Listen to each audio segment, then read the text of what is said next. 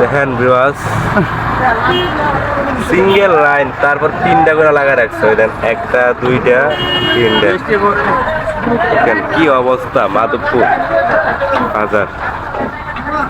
Madhabpur bus terminal, সারাক্ষণ jam লেগে যায়। কি অবস্থা, গাড়িগুলো যাবে কিভাবে দেখেন তো।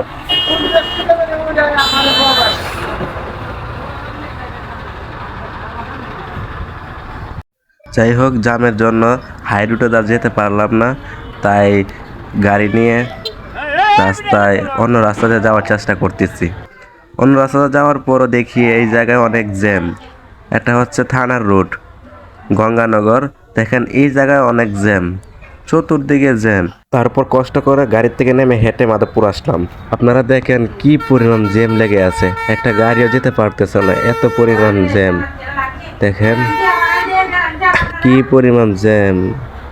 এটা হচ্ছে আপনার মাধবপুর বাজার বাস স্ট্যান্ড। দেখেন বাজারের ভিতরে আসলাম, তারপরও দিকে অনেক জ্যাম। কাঁচা বাজারের দিকে যেতে চাইছিলাম, এই দিকে অনেক জ্যাম।